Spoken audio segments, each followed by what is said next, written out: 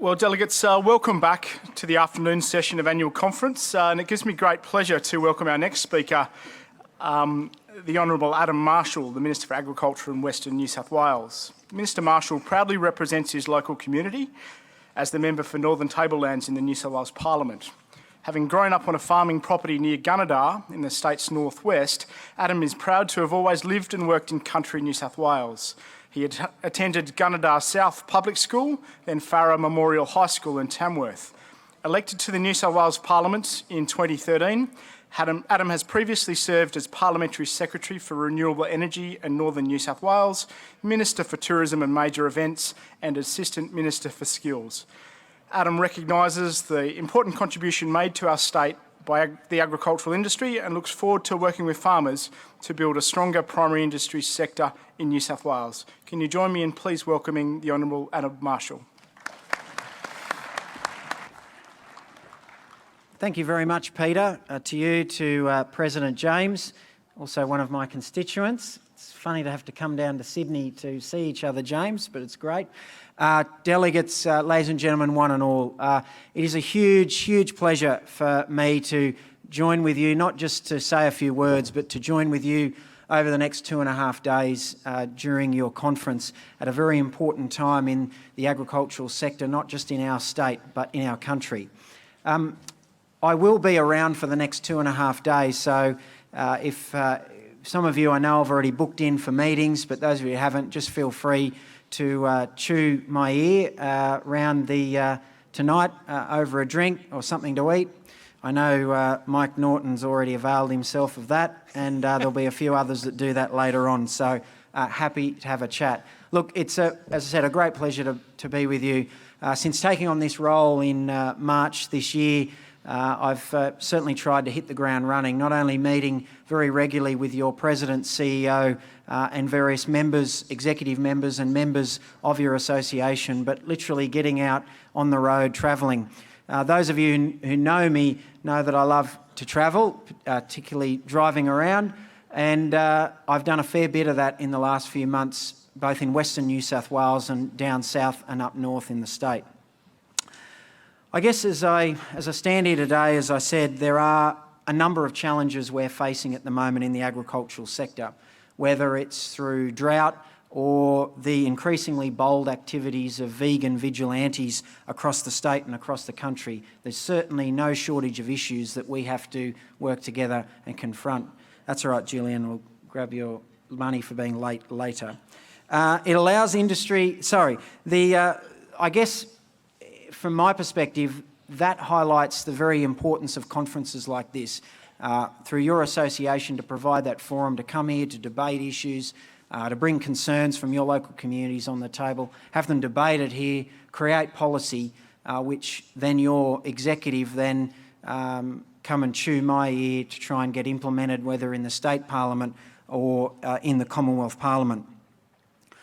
But aside from just that, I think it's an opportunity to reflect and also talk about the fact that we have an ongoing responsibility, whether that's me as your Ag Minister in the state or each and every one of you as farmers or people who have an interest in the sector, to make sure that we walk away from here and promote the good things that are still happening in ag, no matter how tough it is at the moment. And I was reflecting with someone outside earlier that in the last probably 5 years, I've been quite disturbed. For the very first time I've observed, being off the land, that the social licence, or that implicit social licence that farmers have had to farm the land, to grow food, to grow fibre, to feed and clothe us and increasingly people right around the globe, is starting to now be questioned, and be questioned not just by consumers but increasingly by a number of sections of society. And one of the ways that's manifesting itself is, of course, in the emboldened nature of people that seek to take their views about red meat or views about agriculture in general and take that into vigilante action, invading farms, abattoirs and other entities associated with agricultural production. For me, that is a huge concern, and drought aside, I think represents the most serious threat to the ongoing viability of agriculture in this state, in this country, and indeed the Western world. And it's something we need to be aware of. It's something that we need to battle against. It's something that we need to be ahead of. But it also reminds us that we have always a lot of work to do to sell the narrative, sell the story, position agriculture as best as we can. Today I just want to talk briefly about a few key priorities that I've been working on since I came in and working with your association on. Obviously drought, right to farm, land management, pest control, and importantly income protection for farmers. I don't need to tell anyone in this room how crippling the drought is at the moment. We all know there's a stack of motions on your business paper about it, about the current responses of federal and state governments, and of course some changes perhaps that are being suggested in some of those motions. But since I have taken on this role, as I said, I've travelled the length and breadth of this state, and one of my first tasks when I came in was to develop and push through Cabinet and obviously announce the new drought assistance package at a New South Wales level, which kicked in from the 1st of July. That package, an extra $755 million, so in total taking state government support to just over $1.8 billion, is designed to try and be as flexible as possible, as easy for people to access, and one of the big features is those that had received assistance previously under the previous assistance package. We have your details in the system, no need to fill out any more application forms at all. I'm happy to say that since the 1st of July, since the new package came in, so what's that, 23 days ago, there's been close to 1,600 applications for assistance, and around half of those are from people that are first-time applicants for assistance. And to me, that's actually a darn good thing. But aside from just providing the money, tried to make the criteria a bit more flexible. So the drought transport subsidies, which have been incredibly popular, the minimum and maximum distance requirements have been removed, so you can get a true 50% subsidy if you're bringing fodder in from WA. But also that criteria has been extended so that not just graziers, but everyone in the agricultural sector can access that, whether they're horticulturalists, croppers or apiarists. If you're bringing any farm input onto your farm or transport, you can access that fund. Likewise, for the first time through the drought assistance fund, those $50,000 interest-free cash loans, obviously changing the criteria on that to be very flexible to the point where you can even use that $50,000 to purchase fodder, if you like, which is a step that government has never taken in New South Wales nor in the country. Again, something that reflects, I think, the depth and the impact that this drought is having. You'd all be familiar with the Farm Innovation Fund. Of course, there's been a couple of motions up already about that. That fund's now up to $1 billion.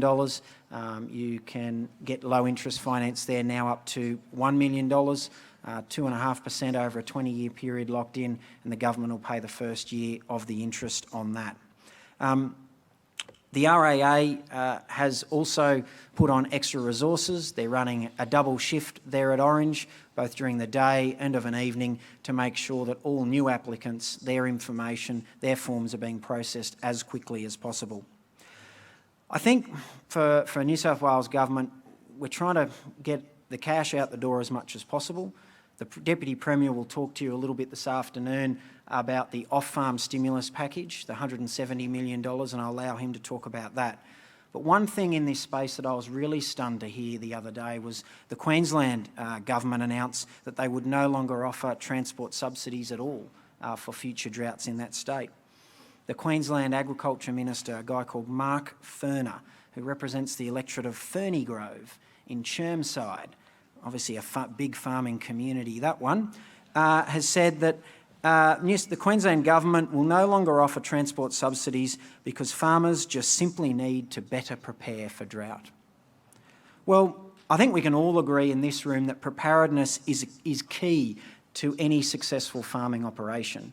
But I think we would also agree that this drought is like no other that anyone has confronted before. And some of you have been around a lot longer than me and seen many more droughts than I have, but I haven't found anyone yet that tells me that this drought isn't one of the worst that they've ever seen. I firmly believe that by and large our farmers do prepare well. They are some of the best in the country and the world and have done their best to prepare. But the fact is this drought has gone on longer and is more harsh, and its impacts have been more disastrous than anything that anyone could have reasonably been expected to prepare for. That's why, unlike the Queensland government, in New South Wales, certainly while ever I'm Agriculture Minister, we'll continue to support farmers in every way that we can. And just because we've announced a massive drought package in the budget that kicked in from the 1st of July doesn't mean that we wash our hands and walk away and that's the job done. We're also trying as a government to spearhead other ways of protecting income for farmers in times of drought, but also in other times of natural disaster.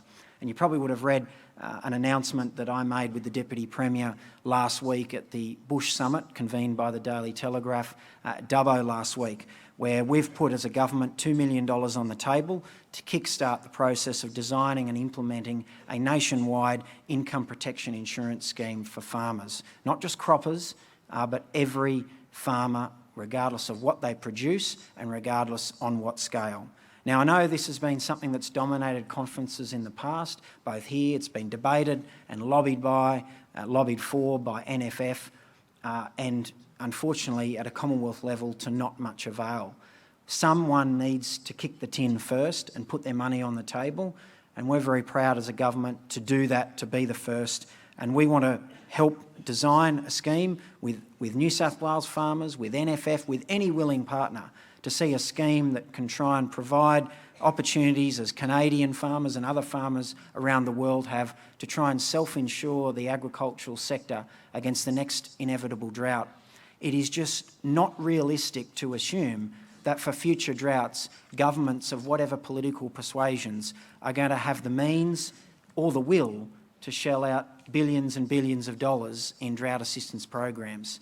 It's not going to be the panacea, the silver bullet, to prevent any negative impacts of drought. But I'm of the firm view, and so is the New South Wales Government, that a farm income insurance protection scheme is a critical tool that farmers can put in their kit bag to help make their operations, but our ag sector across our state and across our nation, more resilient. And it's something we as a government are determined to do. If that means going beyond our $2 million, that's something we're happy to consider. If that means potentially as a government staying such a scheme for the first few years until it gets on its feet, that's something we're willing to consider too. But, and this is the challenge, we also are of the view that to be successful, the Commonwealth and other states must jump on board as well. We're happy to be the first, but the other states, particularly the Commonwealth, need to jump on board. And after this conference, I'll be jumping on a plane to head to Canberra on Thursday morning, fog aside, to talk to Minister Littleproud and Minister Mackenzie, the new Ag Minister and the new Drought Minister at the Commonwealth level. And this very issue is right at the top of my long list of issues to discuss with them. We have to find a way to crack this nut and have a scheme in this country that is sustainable, that is affordable, and will provide coverage for all farmers now and well into the future. Now, I guess supporting farmers goes beyond, income protection insurance and also drought assistance. It's about ensuring that we draw a line in the sand and protect our farmers' right to farm in this state. It's this intrinsic right that we have to farm the land that we have, to grow the food, to grow fibre for our businesses, for the nation, and increasingly for the world. And as I said earlier, while I think drought is obviously the most immediate issue confronting the ag industry in our state, this issue of this questioning of right to farm, manifesting itself in farm trespass and other questionable activities, is without doubt one of the biggest looming threats that we have. It is, I don't need to tell you this, but it's behaviour that is disgraceful, it is disgusting, that there are people out there that think it's absolutely okay just because they have a particular view, whether it's about animal welfare or about whether indeed humans should be farming animals at all, to then take that action to the extent of trespassing onto someone's land with the intent of disrupting that operation, bringing that particular farm operation to its knees, and whether they intend to or not, from a biosecurity point of view, potentially threatening the viability of that whole agricultural sector. And I don't think that's an aspect that is actually properly thought through, considered, or even understood, nor do they care from the vegan vigilante point of view. That's why yesterday the Deputy Premier and I were in the south of the state announcing the toughest set of penalties anywhere in the country for people that think it's okay to trespass onto farms without approval. From the 1st of August, anyone who trespasses on a farm, defies its biosecurity plan, will receive an on-the-spot fine of $1,000. They'll be charged under new offences under the Biosecurity Act 2015, where they'll have to front court and have fines of up to $220,000 imposed upon them, in addition to that $1,000 fine by the courts for individuals, and up to $440,000 for corporations. Additionally, they'll also be charged for offences under the Crimes Act for general trespass laws, where they'll again have to front court, perhaps be fined, perhaps even face a jail term. Now, it's all right. Now, since making this announcement yesterday, my social media, and for those that follow me, I'm pretty savvy on the old social media. I've been inundated from people from all around the world who are suddenly my new best friends, but they're not saying nice things to me. Things like, we're going to invade your place, and do you have your biosecurity plan? Well, I've got a dog at home, a blue heeler. He's about 14 months old. His name's Alfie, and he's waiting for anyone to invade my place. That's my biosecurity plan at home. But quite seriously, I just want to make it clear that the work that we're going to do as a government on protecting farmers' rights doesn't just begin and end with the announcement yesterday. Fines are great, and those penalties are wonderful and should send the strongest possible message to those sort of people that their behaviour is not tolerated. It's not the way we behave in a civil society. If you've got a view that you don't like red meat production or whatever, then I will be the first person to champion and defend those people's rights to have those views and speak out in the appropriate forums with those views. But to take it to the next level and invade farms, that's their businesses, that's their homes, that's just not on. That is absolutely not on. But this is just the start of a broader suite of measures and penalties the New South Wales Government will look to introduce. Now, I know your President spoke today briefly about the Tasmanian nuisance laws, and indeed he raised it with me in our first meeting, I think in late March or early April, and I've had a good look at those, and there's some merit in mirroring that in New South Wales. There's no other jurisdiction in Australia that has such laws like that. The Tasmanians are a little bit ahead of the curve there. But as I stand here today, I'm happy to say that in New South Wales, we're going to go further, much, much further than that. We'll be looking, and we're doing the work right now, to introduce legislation, right to farm legislation, that not only incorporates nuisance laws, but goes even further. Potentially jail time, in fact, for those who decide to illegally trespass on farms. But beyond that, to enshrine in the statute books of this state a farmer's right to farm their land for the very first time.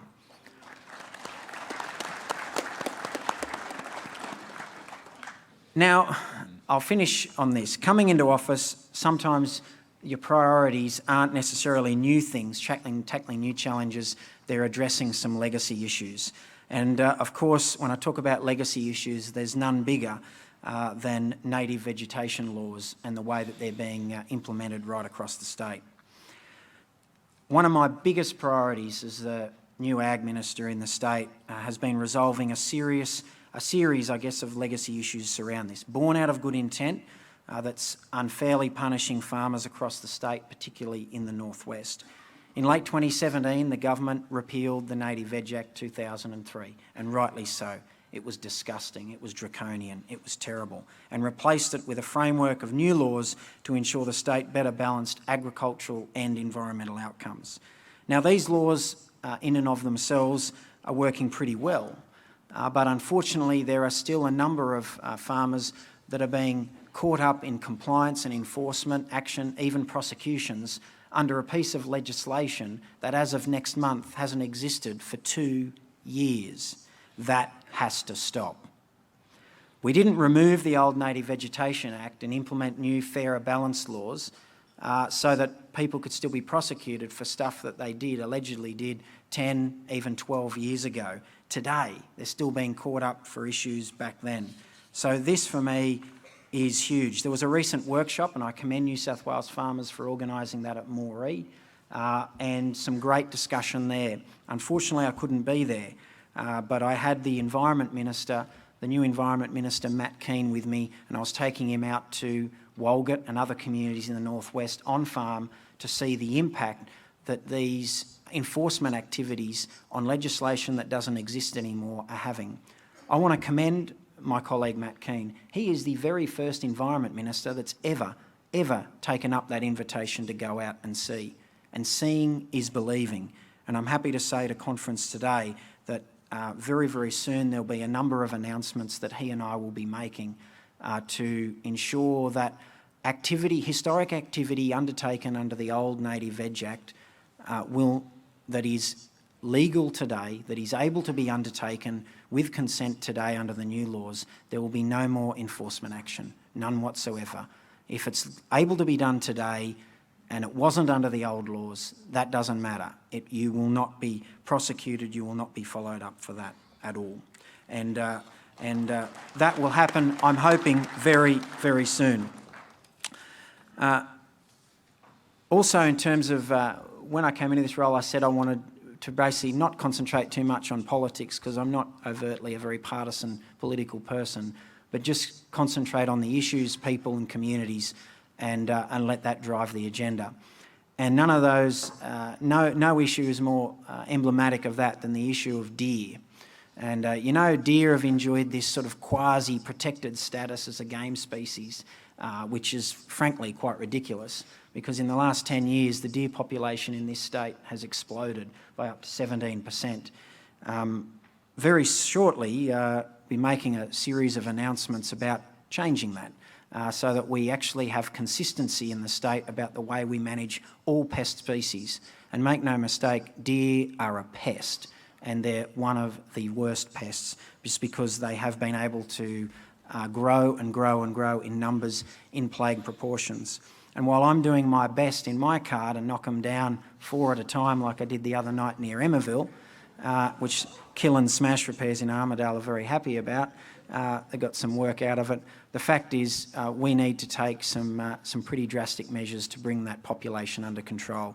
We can't do that while the deer enjoy the game status. We need to make sure that private landholders have the ability to control pest species like deer on their land exactly in the same way as they can with other pests, whether they be foxes, wild dogs, feral pigs, goats, etc. And that's something which you'll be hearing a lot more about from me very, very soon. Look, I might pull it up there, ladies and gentlemen. I'll be around for the next 2.5 days. Please take the opportunity to come up and have a chat. Those that don't know me, feel free to. I look forward to having a couple of refreshments this afternoon with you all and throughout the next few days. And I look forward over the coming years to working very closely with you all, particularly with your leadership team here at the Association, to grow agriculture in our state, to man the barricades against those that would seek to threaten the future of agriculture in this state, and to really solve some of those long-standing and new challenging issues that arise from time to time. Again, thanks very much and enjoy your conference.